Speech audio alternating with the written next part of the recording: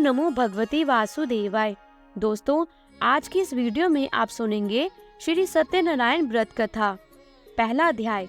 एक समय नैमिषारण्य तीर्थ में शौनकादि 88,000 ऋषियों ने श्री सूत जी से कहा, हे प्रभु, इस कलयुग में वेद विद्या रहित मनुष्यों को प्रभु भक्ति किस प्रकार मिलेगी तथा उनका उद्धार कैसे होगा।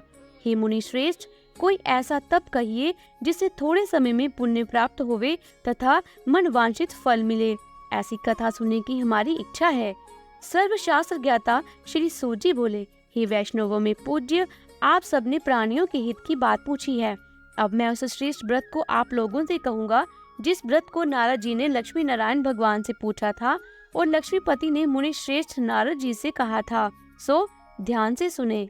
एक समय योगीराज नारद जी दूसरों के हित की इच्छा से अनेक लोकों में घूमते हुए मृत्यु लोक में यहाँ पहुँचे। यहाँ अनेक योनियों में जन्मे हुए प्राय सभी मनुष्यों को अपने कर्मों के अनुसार अनेकों दुखों से पीड़ित देखकर सोचा, किस यत्न के करने से निश्चय ही प्राणियों के दुखों का नाश हो सकेगा। ऐसा मन में सोचकर विष्णु लोक को गए। वहाँ श्वेत वर्ण और 4 भुजाओं वाले देवों के ईश नारायण को देखकर, जिनके हाथों में चक्र, शंख, गदा और पद्म थे तथा वरमाला पहने हुए थे, स्तुति करने लगे। हे भगवान, आप अत्यंत शक्ति से संपन्न हैं। मन तथा वाणी भी आपको नहीं पा सकती। आपका आदि मध्य अंत भी नहीं है। आप निर्गुण स्वरूप, सृष्टि के आदि भूत वे भक्तों के दुखों को नष्ट करने वाले हैं। नमस्कार है। नारद जी से इस प्रकार की स्तुति सुनकर विष्णु भगवान जी बोले, हे मुनि श्रेष्ठ, आपके मन में क्या है? आपका किस काम के लिए आगमन हुआ है? निसंकोच होकर कहे। तब नारद मुनि बोले, मृत्यु लोक में सब मनुष्य जो अनेक योनियों में पैदा हुए हैं, अपने अपने कर्मों के द्वारा अनेक प्रकार के दुखों से दुखी हो रहे हैं। हे नाथ, यदि आप मुझ पर दया रखते हो तो बतलाइए कि उन मनुष्यों के सब दुख थोड़े से ही प्रयत्न से कैसे दूर हो सकती हैं। श्री विष्णु भगवान जी बोले, हे नारद, मनुष्यों की भलाई के लिए तुमने बहुत अच्छी बात पूछी है। जिस काम के करने से मनुष्य मोह से छूट जाता है, वह मैं कहता हूँ, सो सुनो। बहुत पुण्य देने वाला स्वर्ग तथा मृत्यु लोक दोनों में दुर्लभ एक उत्तम व्रत है। आज मैं प्रेम वंश होकर तुमसे कहता हूँ। श्री सत्यनारायण भगवान का ये व्रत अच्छी तरह पूरे विधि विधान के साथ मनुष्य धरती पर करके आर्य पर्यंत सुख भोग कर मरने पर मोक्ष को प्राप्त होता है। श्री भगवान के वचन सुनकर नारद मुनि बोले, हे भगवान, उस व्रत का फल क्या है? क्या विधान है और किसने ये व्रत किया है और किस दिन ये व्रत करना चाहिए? विस्तार से कहिए। विष्णु भगवान जी बोले, हे नारद, शोक, दुख आदि को दूर करने वाला, धन धान्य को बढ़ाने वाला, सौभाग्य तथा संतान को देने वाला ये व्रत सब स्थानों पर विजय करने वाला है। भक्ति और श्रद्धा के साथ किसी भी दिन मनुष्य श्री सत्यनारायण की प्रातःकाल के समय ब्राह्मणों और बंधुओं के साथ धर्म प्रयाण होकर पूजा करे। भक्ति भाव से नवेद, केले का फल, शहद, दूध, घी और गेहूं का आटा सवाया लेवे। गेहूं के अभाव में सांठी का चूरन भी ले सकते हैं और सब पदार्थों को भगवान को अर्पण कर देवे तथा बंधुओं सहित ब्राह्मणों को भोजन करावे।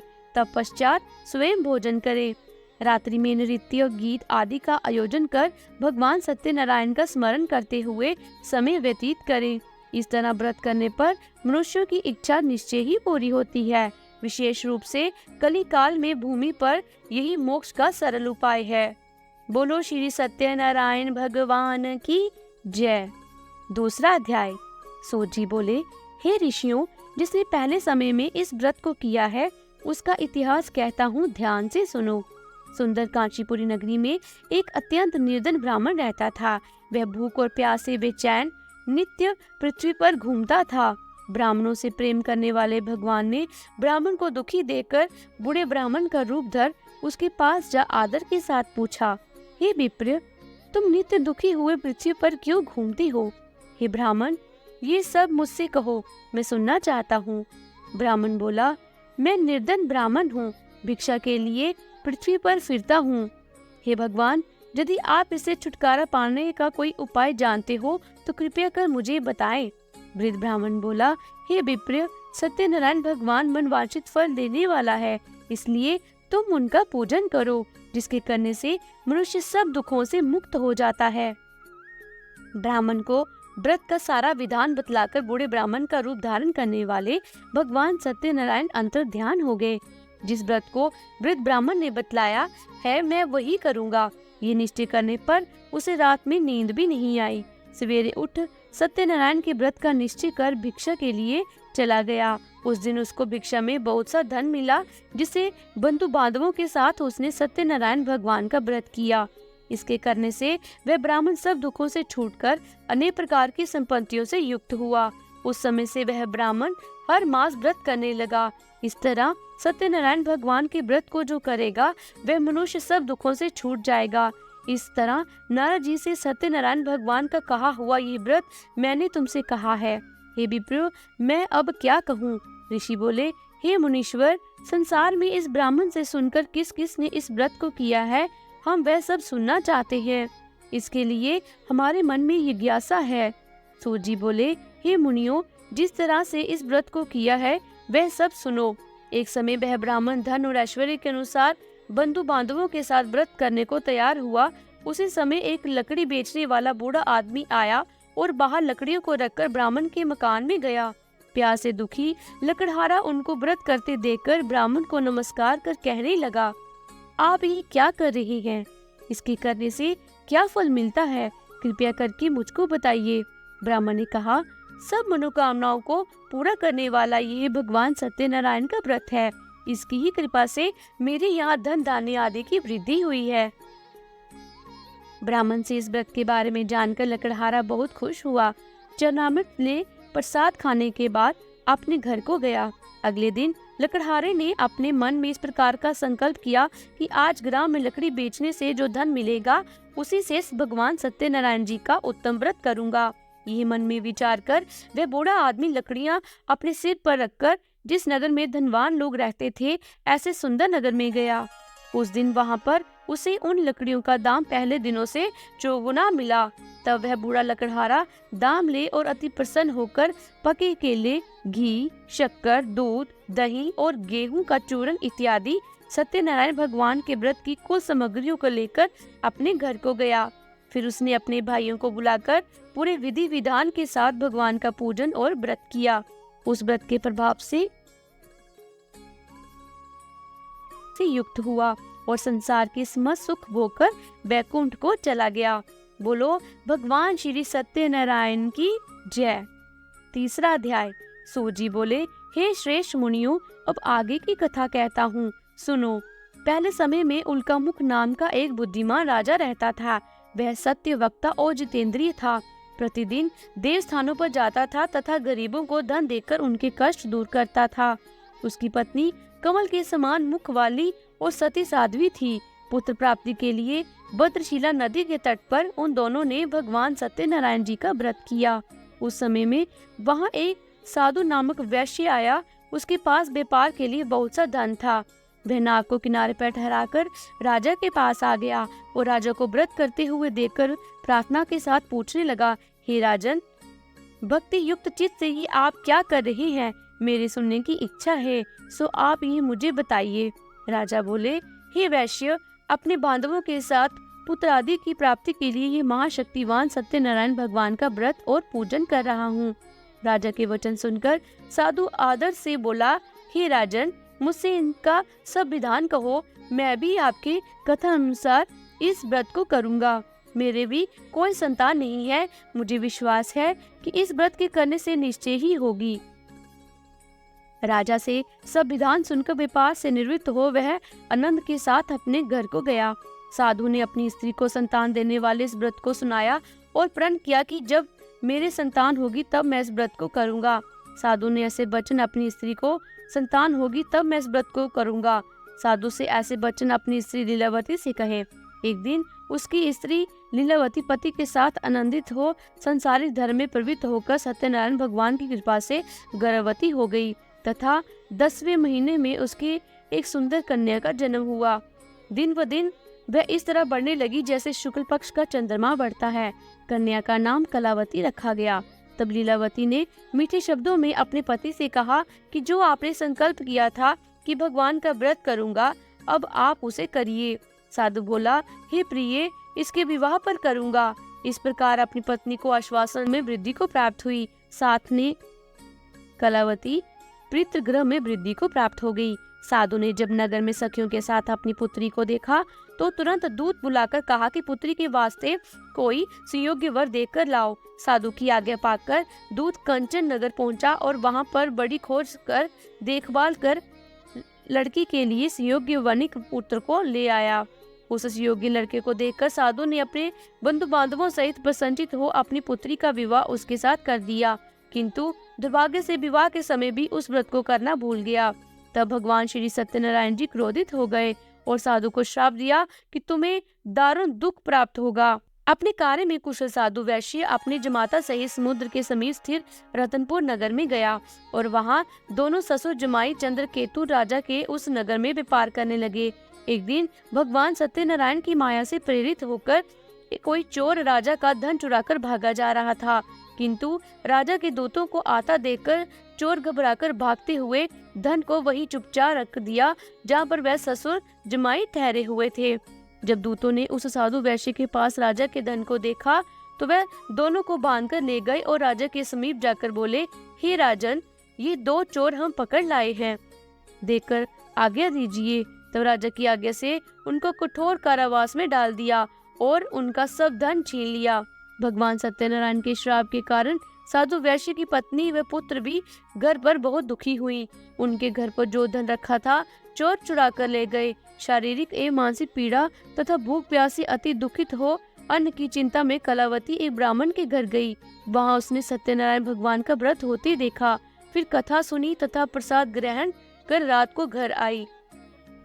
माता ने कलावती से कहा, हे पुत्री, अब तक कहाँ रही? वह तेरे मन में क्या है? कलावती बोली, हे माता, मैंने एक ब्राह्मण के घर श्री सत्यनारायण भगवान का व्रत होता देखा है। कन्या के वचन सुनकर लीलावती भगवान के पूजन की तैयारी करने लगी। लीलावती ने परिवार और बंधुओं से भगवान सत्यनारायण का पूजन किया और वर मांगा कि मेरे पति और दामाद शीघ्र घर आ जाएं। साथ ही प्रार्थना की कि हम सबका अपराध क्षमा करो।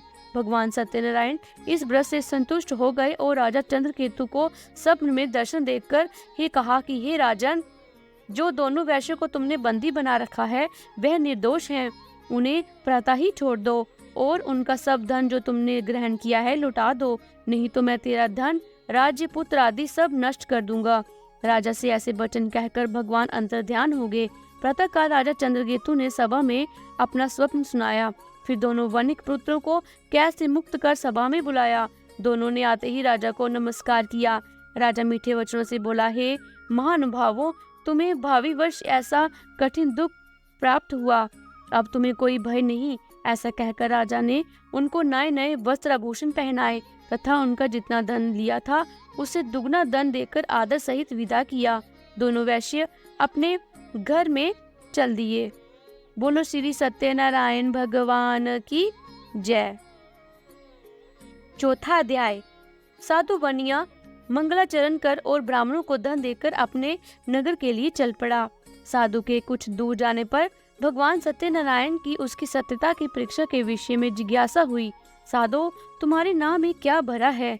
तब धन के मद में चूर दोनों महाजनों ने अवहेलना पूर्वक हंसते हुए कहा, दंडी सन्यासी, क्यों पूछ रहे हो? क्या कुछ मुद्रा लेने की इच्छा है? हमारी नाम में तो लता और पत्ते आदि भरे हैं। ऐसी निष्ठुर वाणी सुनकर बोले, तुम्हारी बात सच हो जाए। ऐसा कहकर दंडी सन्यासी को रूप धारण किए हुए भगवान कुछ दूर जाकर समुद्र के समीप बैठ गए।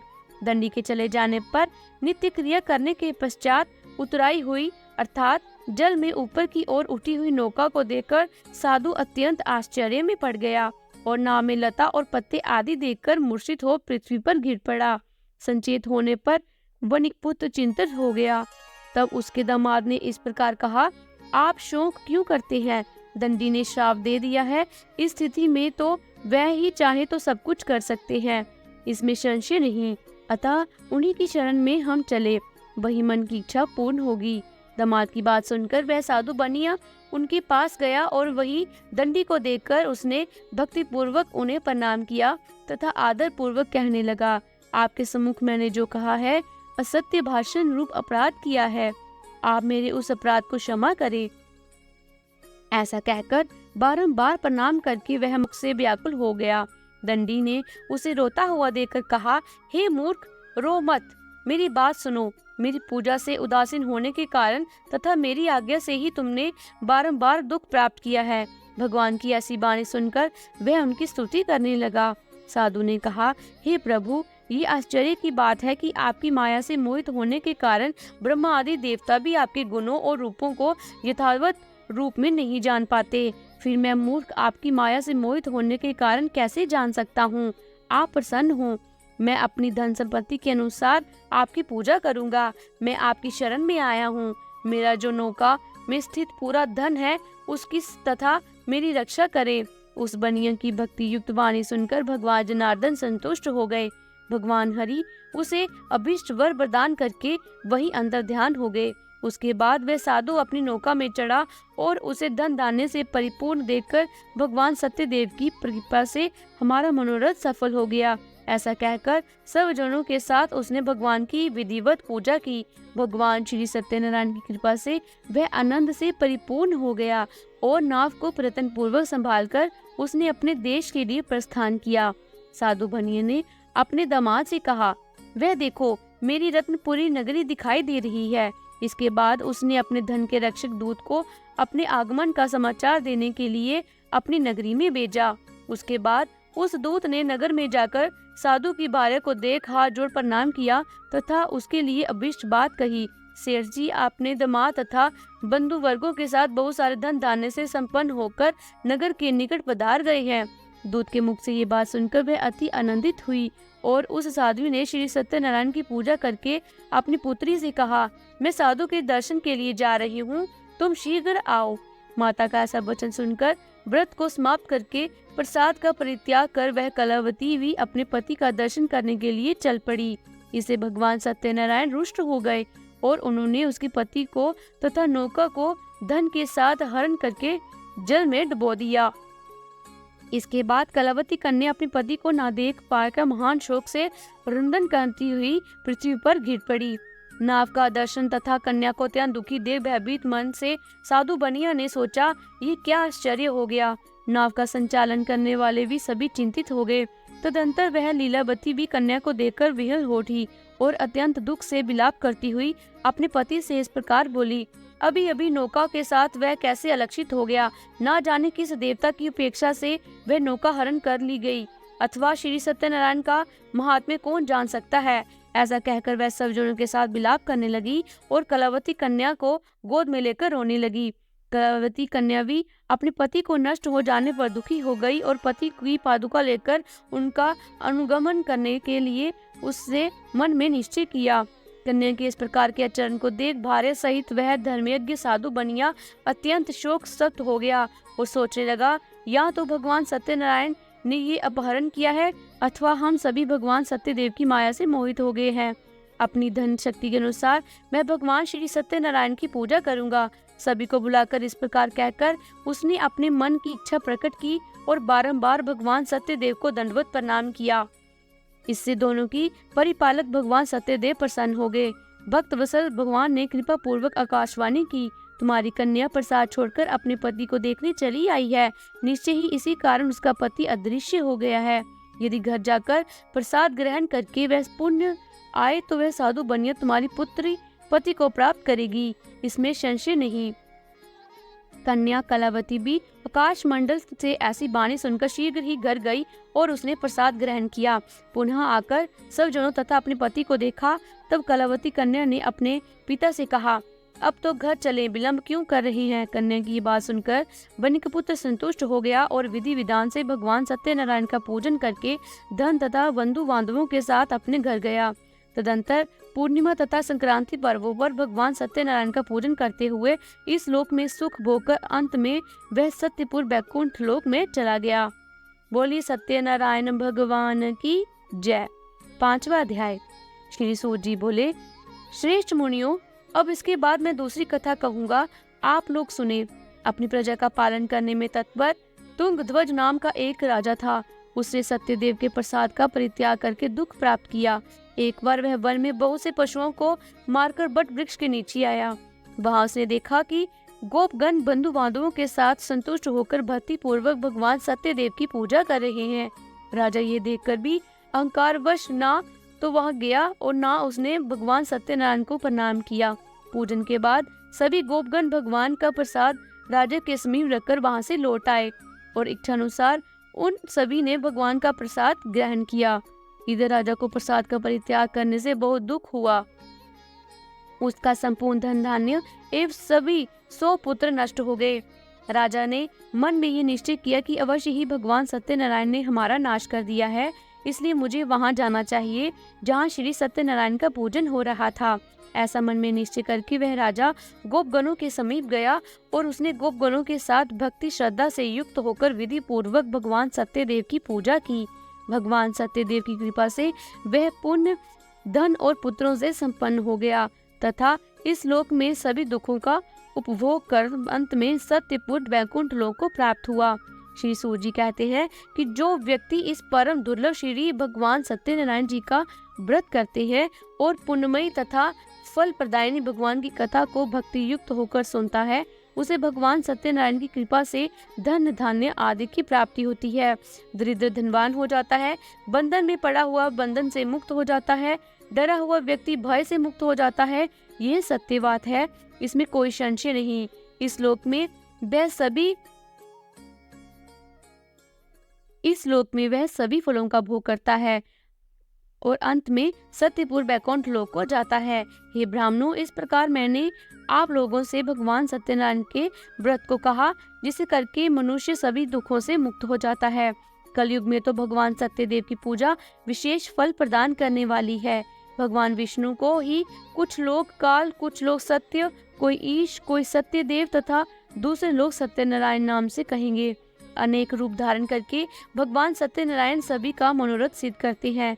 कलयुग में सनातन भगवान विष्णु की सत्यव्रत रूप धारण करके सभी का मनोरथ पूर्ण करने वाले होंगे। हे श्रेष्ठ मुनियों, जो व्यक्ति नित्य भगवान सत्यनारायण की इस व्रत कथा को पढ़ता है, सुनता है, भगवान सत्यनारायण की कृपा उस पर बनी रहती है और उसके सारे पाप नष्ट हो जाते हैं। हे मुनीश्वर, पूर्व काल में जिन लोगों ने भगवान सत्यनारायण का व्रत किया था, उसके अगले जन्म का वृत्तांत कहता हूँ, आप लोग सुने। महान प्रज्ञा संपन्न सनातन ब्राह्मण सत्यनारायण व्रत करने के प्रभाव से दूसरे जन्म में सुदामा नामक ब्राह्मण हुए और उस जन्म में भगवान श्री कृष्ण का ध्यान करके उन्होंने मोक्ष प्राप्त किया।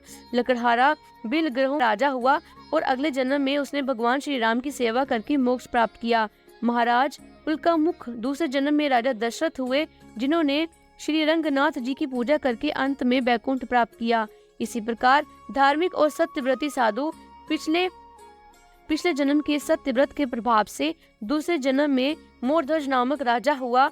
उसने आर्य से जीतकर अपने पुत्र की आदि देह भगवान विष्णु को अर्पित कर मोक्ष प्राप्त किया।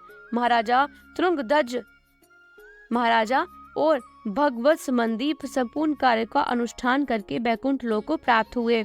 जो गोपगण थे, वह सब जन्मांतर में ब्रजमंडल में निवास करने वाले गोप हुए और सभी राक्षसों का संहार करके उन्होंने भी भगवान का शाश्वत धाम गोलोक प्राप्त किया।